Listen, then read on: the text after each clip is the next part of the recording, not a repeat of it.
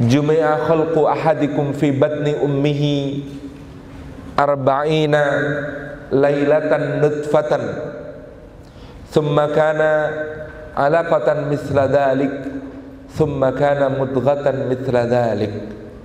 Dikumpulkan penciptaan salah seorang di antara kalian itu di dalam perut ibunya selama 40 malam dalam bentuk nutfah, kemudian menjadi alaqah sedemikian itu pula, dan menjadi mudghah sedemikian itu pula. Di dalam hadis ini dulu para ulama memahaminya bahwa nutfah 40 malam, alaqah 40 malam, dan kemudian mudghah 40 malam, sehingga totalnya 120 malam alias 4 bulan. Faja'ahul malak, kemudian datanglah malaikat untuk fanafaha fihi min ruhih, kemudian meniupkan ruh ke dalam janin itu. Sehingga dulu orang memahami, para ulama memahami bahwasanya ruh itu ditiupkan pada usia janin 4 bulan.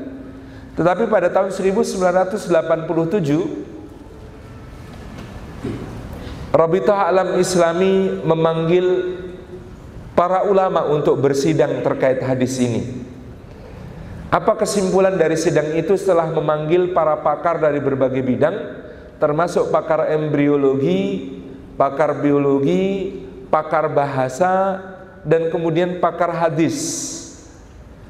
Mereka kemudian memahami dengan pemahaman yang baru bahwasanya kata tsumma kana alaqatan mithla dzalik, tsumma kana mudghatan mithla dzalik, kata mithla dzalik tidak lagi diterjemahkan ditambah 40 dan ditambah 40, tetapi dalam 40 malam itu terhimpun semua penciptaan dari sejak menjadi nutfah.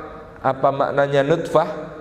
Nutfah masih berupa percikan yang bercampur, kemudian menjadi alaqah, bintik-bintik yang menempel, kemudian menjadi mudghah, gumpalan-gumpalan yang terus membelah.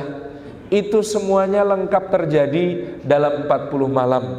Faja'ahul malak, sehingga malaikat datang untuk meniupkan ruh itu pada usia kehamilan 40 malam, alias kalau dihitung dari hari pertama haid terakhir gitu ya, maka usia kehamilannya gitu ya, itu adalah 12 tambahannya dari siklus haid. 12 hari saja tambahannya dari siklus haid.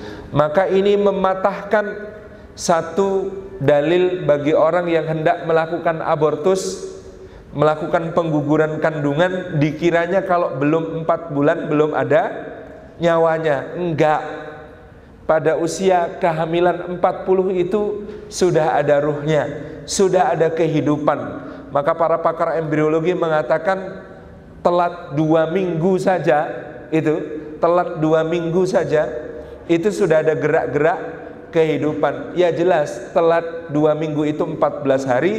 Tadi kita mengatakan dari siklus terakhir telat 12 hari, itu sudah terdapat tanda-tanda kehidupan. Ini pertama yang kita fahami, ternyata yang namanya janin itu, kenapa disebut janin?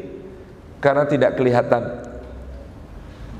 Kata janna alaihi lail itu dalam bahasa Arab disebut janna, artinya ketutupan.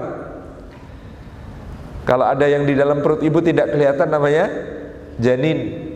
Kalau ada tameng yang dipakai untuk nutupi supaya tidak kena serangan musuh namanya junnah. Kalau ada kebun yang sangat lebat sampai matahari sinarnya susah masuk dan tidak mudah melihat di dalamnya namanya jannah. Kalau ada makhluk yang tidak kelihatan namanya jin. Jadi jin itu artinya tidak kelihatan. Kalau ada orang mengaku bisa melihat jin, maka itu bukan kelebihan tetapi kekurangan. Oh, dia itu punya kelebihan bisa melihat jin. Itu bukan kelebihan, itu kekurangan. Karena kita ini kalau bisa melihat jin, horor. Oh, di ruangan ini saja ada, apalagi masuk toilet nggak jadi masuk, karena kemudian ada jin. Nggak disebut jin karena tidak kelihatan. Kalau sudah kelihatan, sudah tidak jin. Nah, jamaah yang dimuliakan oleh Allah Subhanahu wa ta'ala, terkait hadis tadi kita memahami faja'ahul malak, malaikat datang kepada janin di usia 40 malam ini, kemudian dia menuliskan, setelah meniupkan ruhnya, dia menuliskan untuk si janin. Apa yang ditulis? Min ajalihi, tentang ajalnya. Ajalnya sudah ditulis. Kemudian sesudah itu, dan juga amalnya, gitu ya, dan juga rizkinya, dan juga apakah dia termasuk wasaqiyun aw sa'idun, apakah dia termasuk orang yang celaka ataukah orang yang beruntung.